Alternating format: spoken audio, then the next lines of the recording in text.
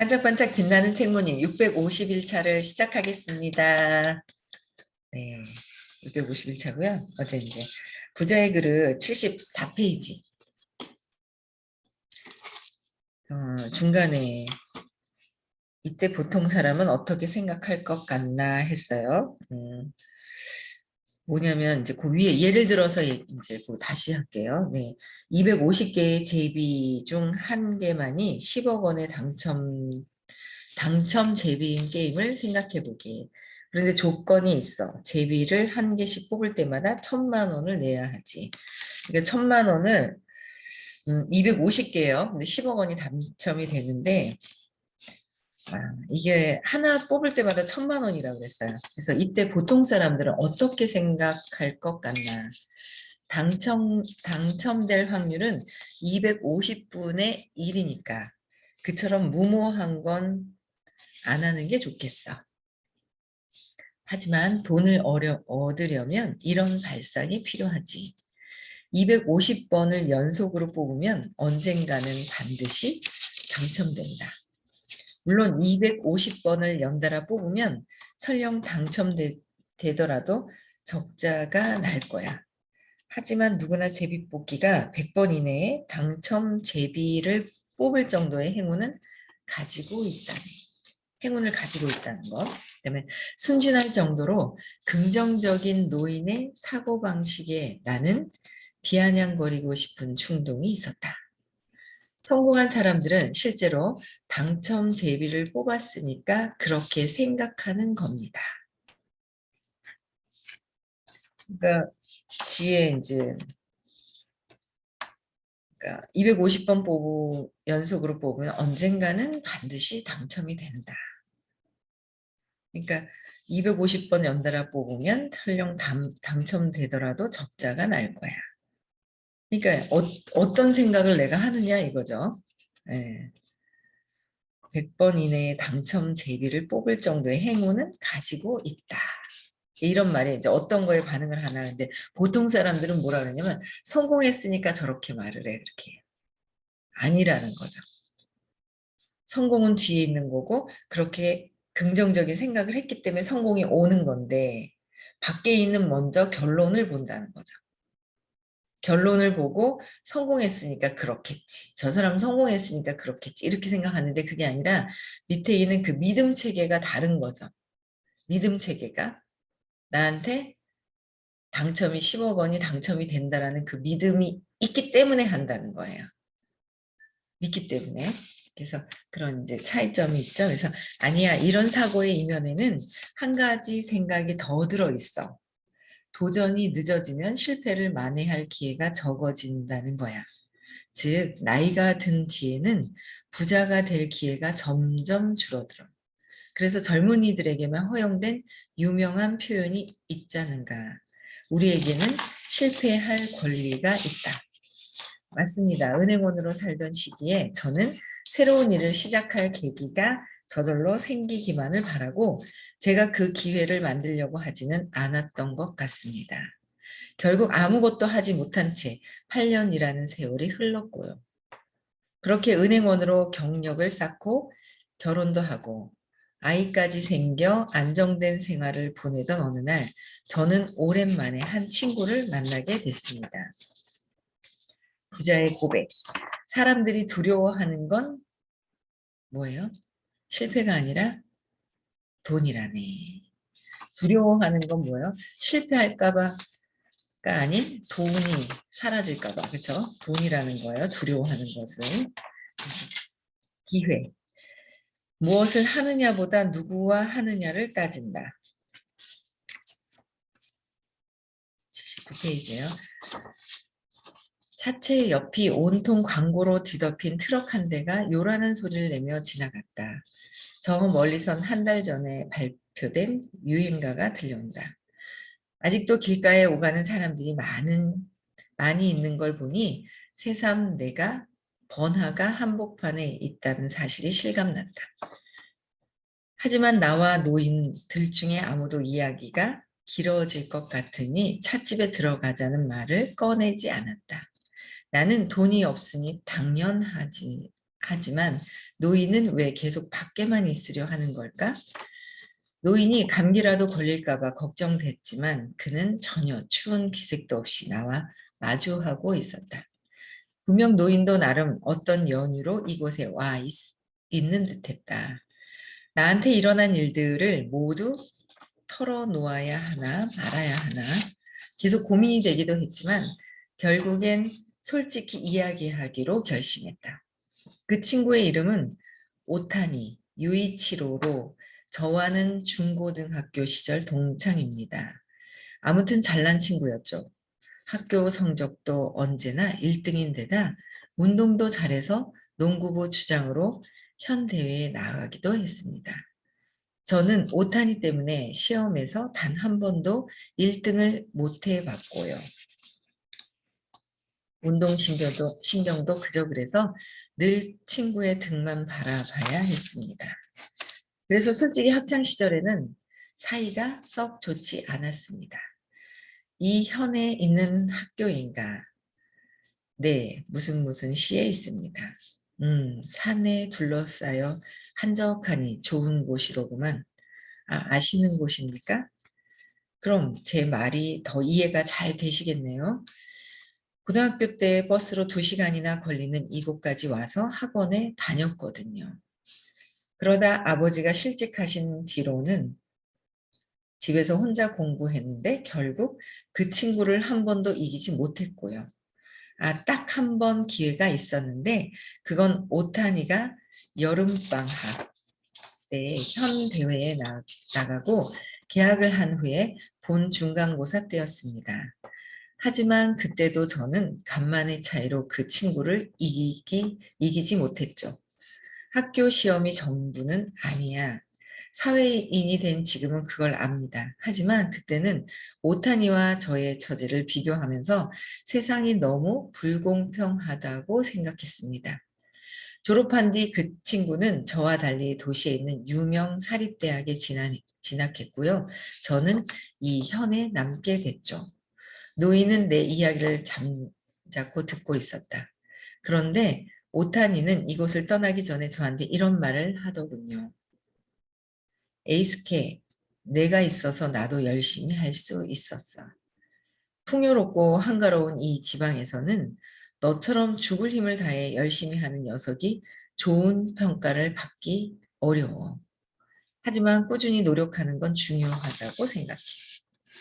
중요한 얘기를 했어요. 그렇죠? 꾸준히 노력하는 거는 해야 하고 하지만 뭐요? 죽을 힘을 다해서는 열심히 할 수가 없다는 얘기를 한 거예요. 죽을 힘을 다하는 게 아니라 열심히는 하되 죽을 힘을 다해서 이제 안간힘 쓰고 하지만 그러면 덩 노는 거예요. 그게 아니라 열심히는 하되 뭔가 있잖아요. 여기 죽을 힘을 다해라는 게 있잖아요. 그러니까 에이스케는 아까도 오타니 때문에 어떻게 한다 그랬어요? 시험에서 단 한 번도 1등을 하지 못했다라는 거예요. 그 믿음을 갖고 있는 거예요. 나는 1등을 하지 못했어라는 마음을 가지고 있고 그 친구 등만 바라보고 있었다는 거예요. 그럼 계속 평생 1등을 못하고 등만 바라보게 되는 거죠. 그런데 이제 이 친구가 노력하는 건 중요하지만 안간힘을 쓸 필요는 없다라는 얘기를 했어요. 그쵸? 늘 선생님이 말씀하셔요. 저희 다 내려놔라. 그것도 내려놔라. 인정받고 싶거든 인정받으려고 하지 말고 그것도 내려놔라. 죽을 것 같아. 그것도 내려놔라. 다 있잖아요. 무시당하는 것 같아요. 막 자존심 상해요. 그것도 다 내려놔라. 이렇게 얘기하시잖아요. 그렇죠? 다 내려놓는 거야. 내 생각을 내려놓는 거. 내 생각을 하지 않는 거. 내 생각을 하지 않는 거예요. 만약 내가 없었다면 열심히 공부하지 않았을 거야. 공부는 잘해도 딱히 인기가 안 생기니까 넌 내 라이벌이었어. 그러면서 오타니는 저를 치켜 세웠습니다. 저는 그 친구의 속내를 알고 깜짝 놀랐습니다. 제가 뭐라고 대꾸했는지는 기억이 잘 안 나네요. 그래도 아주 기뻤던 것만은 분명합니다. 그 뒤 풍문으로 오타니가 미국 유학을 갔다는 소식을 들었습니다. 그 이야기를 꺼내는 것이 그다지 기분 좋은 일은 아니었지만 나는 응시하는 노인의 눈동자는 입을 열게 만드는 힘이 있었다. 나를 응시하는. 그 무렵 저는 취업 준비로 한창 바빴는데 그 친구라면 분명 저와 달리 화려한 길을 걸어갈 것이라고 생각했습니다. 그때 오타니는 이미 질투나 부러움을 초월한 존재가 되어버린 거죠. 그런데 3년 전 그 친구를 다시 만나게 된 겁니다. 우연, 아니 저는 우연이라고 생각했지만 그 친구는 분명 저를 찾았다고 했습니다. 그러니까 벌써 어떻게 됐다고? 이미 이 친구한테는 이미 질투나 부러움을 초월한 존재가 되어버릴 정도로, 그러니까 질투와 부러움이 있는데 너무 높으니까 그냥 잊지만 포기한 거죠.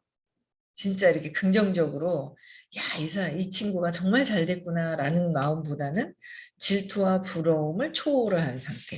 포기한 거죠. 아예 그냥 비교할 수가 없구나 하면서 그냥 그런 상태가 된 거예요. 오타니는 학창 시절과 별반 다르지 않는 환한 미소로 저를 맞았습니다. 직장 근처 오픈 테라스가 있는 카페에서 만난 고등학교 시절 에피소드로 한 차례 이야기꽃을 피웠죠. 그리고 이야기가 어느 정도 일단락되자 그 친구가 불현듯 묻더군요. 에이스케, 하는 일은 어떠냐? 그냥 그렇지 뭐. 그래도 자식이 있으니까 그 애가 커가는 걸 보는 게 삶의 낙이라고나 할까? 그렇구나. 갑작스러운 말이긴 한데 너 혹시 내가 하는 일 좀 도와줄 생각 없냐? 무슨 일을 하는데? 아마 창업 컨설턴트겠지. 난 그쪽에 대해 전혀 몰라. 아니면 지금 내 월급보다 2배 줄래? 하하, 그럼 한번 생각해 볼게. 지금 너 연봉이 얼만데? 바로 본론으로 들어가는 오타니의 말투나 태도는 고등학교 때와 똑같더군요. 미국에서 돌아온 뒤 그런 특유의 성격이 한층 더 자연스러워진 것 같기도 했고요. 어라, 이것 봐라. 완전 대놓고 묻네. 정신 차려. 여긴 미국이 아니야. 아하, 중국이든 유럽이든 똑같이 물었을 거야. 뭐 너니까 솔직히 대답할게. 6,500만 원? 아직 나는 젊은 축이라서 그 정도가 위쪽 양반들은 더 받고 있을 거야. 그 정도면 꽤 괜찮은 거 아니야? 급여가 나쁘지는 않지만 은행에는 의외로 퇴직하는 사람들이 많습니다. 우수하고 능력이 뛰어난 은행원일수록 젊을 때 이직이나 독립을 하거든요. 그 사람들은 대개 외작의 투자은행으로 이직을 합니다. 하지만 특별히 우수하지도 않고 멍하니 그저 업무만 보고 있다가 30 넘어서까지 은행에 있는 사람들도 무사하지는 않아요. 실적이 신통찮은 행원은 일반 기업으로 보내지기도 하죠. 이처럼 은행에는 승진할 자리가 많지 않다 보니 일정 연령이 되면 자동으로 은행에 남을지 다른 곳으로 옮길지가 결정됩니다. 치열한 출세 경쟁을 해야 한다는 점에서는 다른 일반 기업보다 가혹하다고 할 수도 있습니다. 제가 근무했던 은행도 예외 없이 거의 절반쯤 되는 동기들이 이미 실직했고요. 그렇게 이직자가 절반, 독립한 사람이 절반, 독립해서 사업을 시작한 사람 중에는 성공한 케이스도 있었습니다. 내 일을 도와달라니 이직을 하라는 거냐? 아니, 같은 사업을 하자는 거야. 각자 투자해서 해보지 않을래? 오타니가 꺼낸 이야기는 하나부터 10까지 모두 놀라웠습니다. 뭐 주먹밥 가게? 왜 하필 주먹밥 가게인지 그 이유를 물었더니 이렇게 대답하더군요. 장차 미국에서 해보려는 비즈니스야. 오타니는 미국에서 일본 음식이 얼마나 좋은 평가를 받는지 몸소 실감했다고 했습니다. 그 친구가 유학했던 미국의 시골에도 일본 음식점이 여럿 있었던 겁니다. 물론 맛은 도저히 일본 음식이라고 할 수 없었다고 하지만요. 일본 음식의 이미지는 역시 건강식이라고 했습니다. 건강에 관심이 많은 부유층 사람들은 늘 유기농 채소로 요리한 음식을 원했고, 그래서 일본 음식점은 언제나 손님들로 북적북적 국적이었다고 합니다. 미국이라는 나라는 신기하게도 누구나 적은 돈으로 배부르게 먹을 수 있다고 하더군요.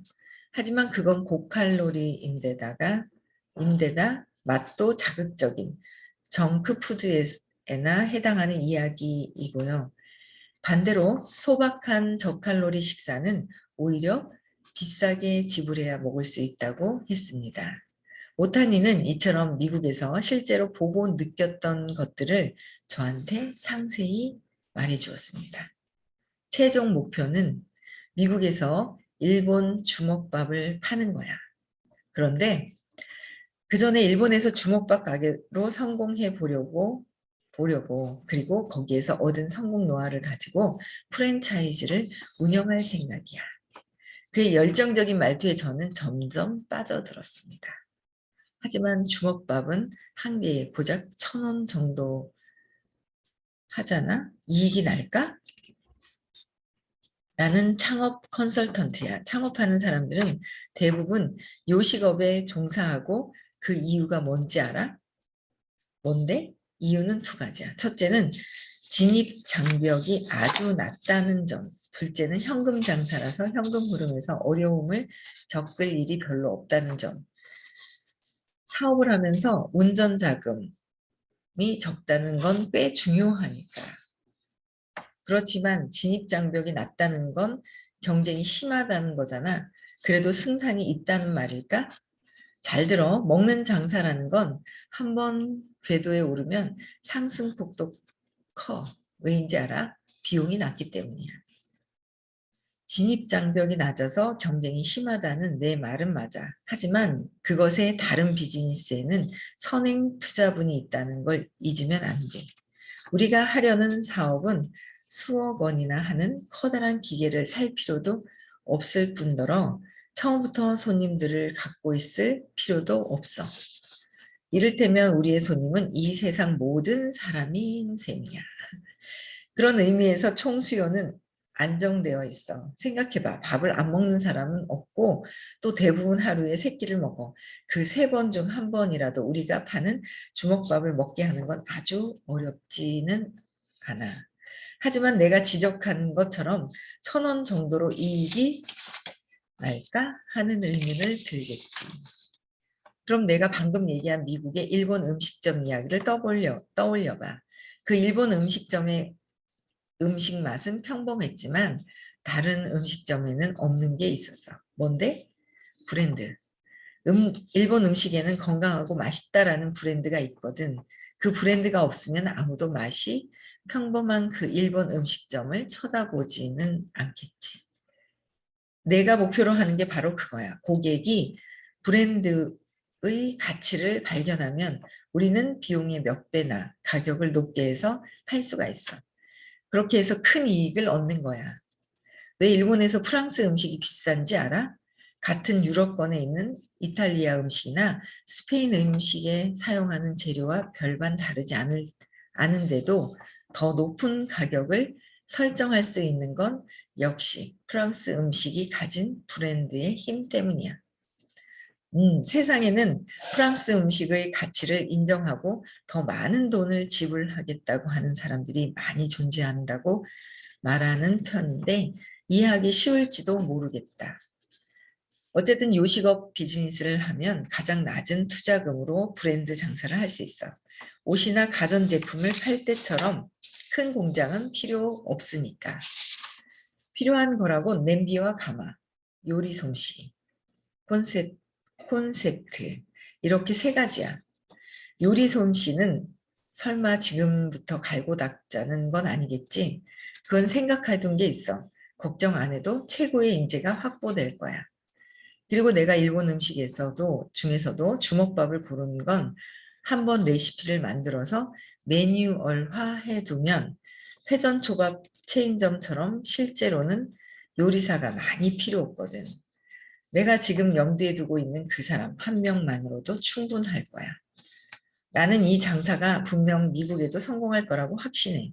오히려 일본에서 고급 주먹밥 장사를 하는 게 더 어려울걸?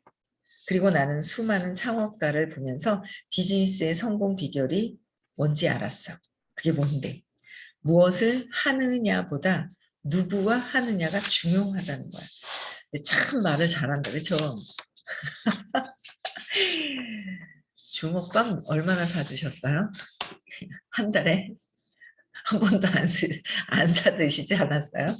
집에서 이렇게 쉽게 만들 수 있다는 생각을 하고 있는데, 그렇죠? 주먹밥을. 뭘 넣어서 하든, 뭐, 남은 거 있잖아요. 멸치 볶아는 게 남았으면 그거에 밥 해갖고 꾹꾹 해도 되고, 김에 넣어가지고, 있잖아요. 김 부실어가지고 막 해도 되고. 삼각김밥? 아, 삼각김밥은 사드셨나요? 그래서 이 친구가 이제 그 같이 사업을 하자고 이제 꼬시는 거죠. 설득하고 있는 그런 과정 중에 있는 거예요. 그래서 비즈니스 파트너로서는 나는 너를 택하고 싶어. 그러니까 누구와 하느냐가 더 중요하다고 얘기를 하는 거예요. 그렇죠? 누구 하느냐도 중요하죠. 근데 또 무엇을 하느냐도 너무 중요한 거예요. 같이 존재가 해야 돼요. 무엇을 하느냐는 아무것도 아니고 누구와 하느냐만 있는 것이 아니라 함께 하는 사람도 의식이 뭔가는 높은 사람, 높은 분들. 근데 그걸 몰라요, 우리가. 우리가 몰라요. 왜 몰라요? 왜 모를까요? 나의 믿음 체계로 보고 있으면 세상에 빠지지가 않는다는 거죠. 내 믿음 체계가 있으면. 그러니까 뭔가 내가 이 믿음 체계가 이 친구한테 계속 등만 보이고 1등 했었다라고 하니까 사회에서도 계속 1등 하는 줄 알고. 그죠? 사회에서도 계속 1등 하는 줄 알아요. 근데 제가 이렇게 읽다 보니까 이 친구는, 그러니까 이 머리가 자네가 발달돼서 학교에서 1등 하는 머리와 이게 성공하는 거는 이 자네 이해되는 거와 운의 어떤 창의성과 그렇죠. 이 의식이 높은 상태 에테르네가 이 같이 다 연결이 되어야 되는 거죠. 뭔가는 모르게 성공한 사람들은 대화를 해보면 다름이 있어요. 뭔가 더 이 폭이 넓은 받아들이 수용하는 거, 이해하는 거, 뭔가 다르다라는 거죠. 근데 이제 그거를 같이 다 모든 것들이 같이 다 작동이 되는데 내 믿음이 제가 그랬잖아 어제 이 빨간 안경을 쓰면 세상에 뭐예요? 빨간 것만 보인다는 거예요. 그래서 이거를 내려놓는 거가 먼저 더 중요한 것 같아요. 이게 내려놓는 거. 그래서 이 밑에 화분 속에 있는 이 씨앗이 뽑히도록 하는 거. 3살 이전에 마음이 형성이 되는데 마음이 3살 이전에 형성되어 버려서 쇼크가 있고 프로그래밍이 되면서 줄기가 자라기 시작을 하죠. 그 사건으로 씨앗으로부터 해서 그게 없어져야지. 그게 없어지지 않는 이상은 항상 이분은 이제 열등감이라든지 이런 게 이제 어릴 때부터 우리가 다 있잖아요. 근데 저 친구한테 꽂혀버린 거예요. 그래서 학교 수업을 잘하고 있는 이 친구가 사회생활도 잘할 것이다라는 그 믿음에서 그냥 100% 믿어버린 거예요. 나보다 항상 뭐 앞서가는데 나는 항상 저 친구 등을 보고 있어서 어떻게 해요? 완전 질투도 못할 정도로 포기를 해버리니까 그냥 그 친구에 대한 믿음으로 그냥 따라갔던 거예요. 그쵸? 그런데다가 또 더 중요한 건 또 뭐예요? 돈에 대한 믿음도 또 아주 하는 거고. 그 돈에 대한 어떤 그 믿음이 안 좋은 데다가 그 사람, 이 친구에 대한 믿음들, 이런 것들이 같이 막 들어왔다는 거예요. 그래서 그냥, 저 친구가 나를 선택을 했다니까 그냥 혹 하는 거죠. 그래서 제일 중요한 거는 뭐예요? 내가 믿음 체계가 바뀌는 것이 너무 중요하다는 거예요.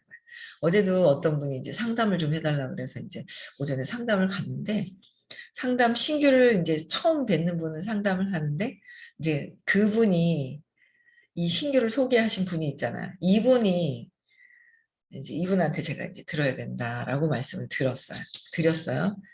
내일 오실 거예요. 오시는데 돈에 대한 게 뭔가 이거를 해도 저거를 해도 돈에 대해서 계속 꼬이는 거예요. 계속 돈에 대해서 꼬여버리는데 그래서 지금은 하고 있는 일을 하면서 또 뭔가를 배운대요. 제가 그랬죠. 치유사를 배우라 공부를 하라고 치유사 자격증을 따라고 다른 자격증을 뭔가 따고 있는 거예요. 그래서 영과 육과 그러길래 알거든. 그 향이 나는 향이 나는 거 가지고 영을 어떻게 할 수가 없다고 그랬더니 아니 그거는 아니고요 하면서 이렇게 얘기를 하는 거예요. 그러니까 진짜 마음에서 일어나는 거, 그러니까 몸이 나라고 믿고 있는 몸이 가짜라는 거, 마음도 그냥 내 몸이 있다라는 거로 해서 생겨난 건데 진짜는 몸과 마음이 아닌 그 원래 자체에 있는 에너지, 의식이라는 거. 근데 이 의식이 완전히 나 자체로 회복이 되려면 마음에서 일어난 상처들이 있어요. 나라고 몸으로 나라고 믿고 있으면서 생겨났던 어떤 불편한 것들, 불편한 게 있어요. 좋은 느낌, 나쁜 느낌도 다 사라지게 해야 되는데 좋은 느낌과 나쁜 느낌을 찾아야지. 찾아서 이 부분이 없어진다면 진짜 순수한 상태에서 내가 에너지, 순수한 거, 고요함, 그 빛이라는 거, 의식이라는 거가 드러나야 되거든요. 그래서 그렇게 하기 위해서 치유사라는 거는 내 마음과 몸에서 치유사라고 하지만 진짜 깨달음까지도 갈 수 있는. 근데 엄청나죠. 그 차이가. 그렇게까지 해주는 데가 없어요. 마음에서 심리적인 것만 하잖아요. 근데 이 부분을 몸이라고 믿기 때문에 몸에서 느끼는 오감을 자극을 해서 치료를 한다고 생각을 하는 거예요. 한계가 있는 거예요. 몸과 마음이 내가 아니기 때문에 가짜를 가지고 놀고 마네킹에다가 자꾸 치료한다고 되냐는 거죠. 영혼이 따로 있는데 그 영혼에 상처받았다고 생각하는 가리고 있는 게 있죠. 걔가 신념 믿음이에요. 그게 없어져야 되는 거야. 그게 없어진다기보다 자꾸 찾아서 재맥락해서 내가 어릴 때 1차적인 거는 어릴 때 뭐요? 그 두려움 속에서 열등감으로 비교하고 막 이랬던 부분들이 있어요. 저도 내가 어릴 때 잘 못한다라는 것 때문에 잘하는 사람들을 인정하는 부분들이 잘 되지 않았었구나라는 게 있는 거예요. 인정을 잘 안 했던 거예요. 왜? 인정해버리면 내가 밀려날 것 같아서, 죽을 것 같아서, 오빠하고 남동생 사이에서 여자로 태어나서, 남자, 아들하고 여자로 태어나서 여기서 내가 뭔가 밀쳐지면은 도태될 것 같아서 라는 거는 왜 생긴 거예요? 내가 몸이라는 거, 여자라는 걸 받아들였고 남자와 남자라는 거 몸에서 받아들인 게 있잖아요. 근데 오빠도 있고 동생도 뭔가 있으면서 내가 이게 위에도 있고 밑에도 있고 막 가운데서 살아남아야 되는 막 이게 있는 거예요. 왜요? 몸이라고 잘못 알고 있었고 몸이라고 알고 있었는 거잖아요. 내 마음에서 일어난 그 쇼크 프로그램이 된 상태. 그냥 의식 에너지는 그냥 순수한 상태로 있는 거잖아요. 그 무한대에 그냥 제가 아침에도 그래 내가 원하면 그냥 생각하는 거잖아요. 내가 원하면 생각하는 거예요. 근데 이게 있구나라는 차이점이 있는 거예요. 그러니까 제가 집을 아빠랑 있던 집에 이제 조금 더 줄여서 가려고 집이 나갔으면 하는데 제가 이러는 거예요. 그냥 나가는 건 당연한 거 아니야? 그냥 뭐 나갈 거야 하고 편안하게 있으면 되잖아요. 또 그 미세한 차이가 있더라고. 나갈 거잖아. 그런데 살짝 있잖아요. 안 나가면 어떡하지? 언제 나가지? 이게 살짝 깔려 있는 게 또 보이는 거야. 얘를 왜 하지? 하는 거예요. 습관적으로 하고 있는 거예요, 얘가. 밑에 따라다니는 게 있더라고요. 그냥 느끼기를 하면서 이렇게 그냥 불편한 거는 내려놓고 그 내가 슬컹슬컹 있잖아요. 언제 나가지? 언제 나가지는 뭐예요? 안 나가면 어떡하지가 있는 거예요. 이런 거 다 없애고 그냥 그냥 편안하게 그냥 이사한 집에서 사는 모습이라든지 뭔가 그냥 이런 것들을 편안하게 믿어버리면 되는데 이 마음에서 괜히 마음은 두려움을 가지고 전제를 하고 있거든요. 그래서 이 마음이 치고 올라와서 막 이런저런 생각을 하더라는 거죠. 그냥 나는 생각한 대로 되는 건데, 그쵸? 이런 것들을 이 마음에서 하고 있는 것들을 찾아서 맥락을 자꾸 바꿔야 되는 거예요. 그래서 어쨌든 근본적으로 이분은 뭐야? 돈에 대한 믿음도 안 좋기 때문에 성공에 대한 믿음이 열등감으로 어릴 때부터 있었기 때문에 아마 또 이제 이 친구를 만나면서 귀에 들리는 거죠. 성공과 돈에 대해서 내 믿음대로 하기 위해서. 들리더라는 거예요. 그걸 없애는 거예요. 네, 그래서 오늘도요, 행복한 하루, 즐거운 하루 보내시고요. 내일 6시에 또 다시 만나 뵙겠습니다.